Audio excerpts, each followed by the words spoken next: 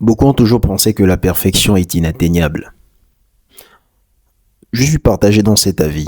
Je suis partagé par rapport à cet avis. La perfection pour moi est atteignable. Comment comprenez-vous la perfection? Quelle est la définition de la perfection pour vous? Alors, je vous fais écouter ce petit morceau et on se voit après. I've never done a movie or a performance that lived up to what I thought it could be.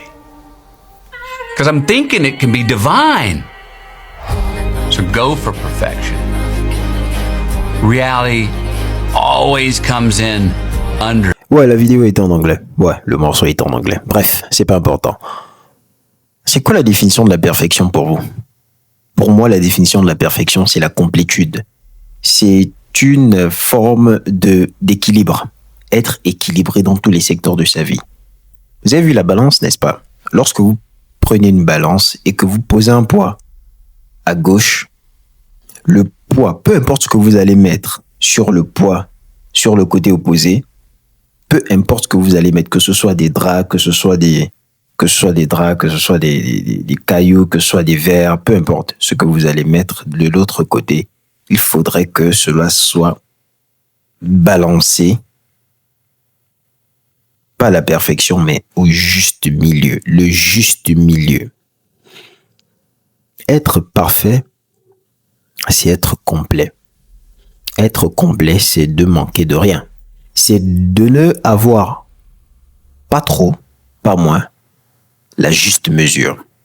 Et lorsqu'on parle de perfection, beaucoup font allusion au fait que la personne doit être sans faute. Non, la perfection n'est pas forcément ça. La perfection, c'est un processus. Mon grand frère dit toujours que nous sommes perfectibles. Mais moi, je crois qu'on peut être parfait. Vu ma définition, bien sûr. Peu importe ce que vous faites dans la vie, cherchez toujours à améliorer à travers le talent que vous avez eu, le meilleur de vos capacités. Puisez, allez-y au plus profond de vous. Vous avez un talent. Il y a toujours un moyen de perfectionner le talent que vous avez. Il y a le moyen de le faire. Il y a le moyen de rendre ce talent complet. Il y a le moyen de faire en sorte que ce talent ne manque de rien. Parce que vous n'êtes pas le seul à posséder ce talent. Ce qui est sûr, c'est que quelqu'un d'autre le possède.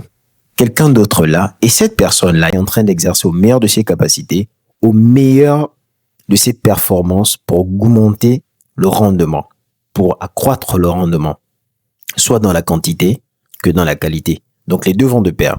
Lorsqu'on est parfait, on excelle dans la quantité, c'est-à-dire de façon statistique, et dans la qualité, c'est-à-dire dans l'amélioration de l'impact.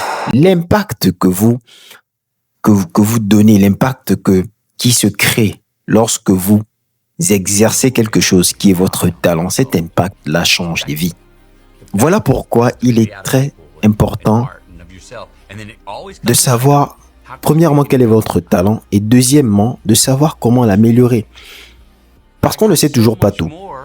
Lorsque vous découvrez, par exemple, que vous avez un attachement ou une facilité à faire certaines choses, ou une chose ou deux choses, c'est votre talent. D'accord?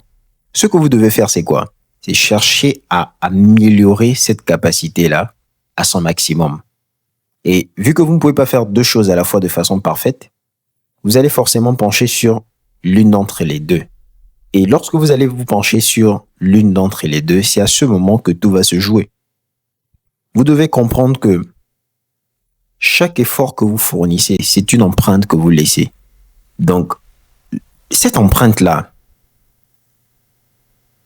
quel sera le nœud, quelle sera l'essence de cette empreinte? C'est-à-dire, qu'est-ce que cette empreinte va laisser? Parce que lorsqu'on laisse une empreinte, lorsqu'on met une empreinte sur quelque chose, c'est pour que ça reste.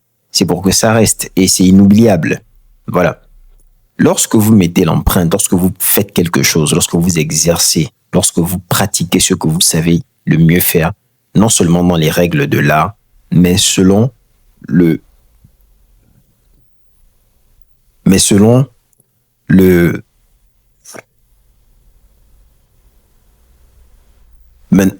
les caractéristiques que vous avez qui vous permettent d'exercer ce talent-là, faites de sorte que cela reste mémorable. La première personne à qui cela doit rester mémorable, c'est vous. Et pour ça, vous devez vous fixer des objectifs. N'ayez pas peur de vous fixer des objectifs très hauts. Il y a certaines personnes qui disent, par exemple, si au moins je vise la lune, si je n'arrive pas à la lune, j'atteindrai les étoiles, quelque chose du genre. Mais lorsque vous visez un objectif, qu'il soit haut ou bas, visez-le et pensez à l'atteindre. Le principe de perfection intervient à quel niveau? Le principe de perfection, qui est complétude pour moi, intervient au niveau où vous ne pourrez jamais marquer quelqu'un ou marquer votre entourage ou marquer votre génération s'il n'y a pas l'amour dans ce que vous faites.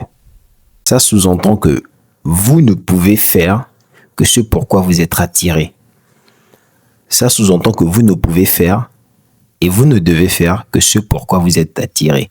Il peut arriver que vous commenciez quelque chose et après, au fil du temps, vous trouvez de l'attirance pour la chose. Peut-être parce qu'il y a quelque chose que vous ne saviez pas que vous aurez pu découvrir, mais que vous découvrez. Et là, votre appétit vient et vous commencez par. Mais généralement, ce pourquoi vous êtes attiré, là, je parle strictement des choses qui vont dans le bon sens. Ce pourquoi vous êtes attiré, ce sont les choses dans lesquelles vous devez miser. Ne pensez pas que ce que vous...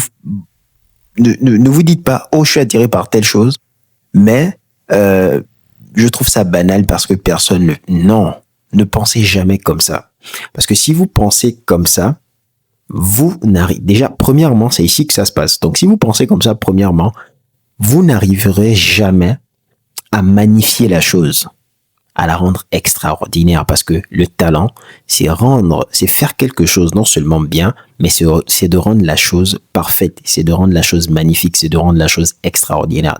Donc, même une simple action du quotidien, si vous avez une attirance pour cette action, pour cette façon de faire, pour cette performance, pour cette capacité, lorsque vous allez commencer à le faire et que vous allez vous dire ça, je vais être le meilleur à le faire ou je vais être la meilleure personne à pratiquer de cette façon, bien faire cette chose,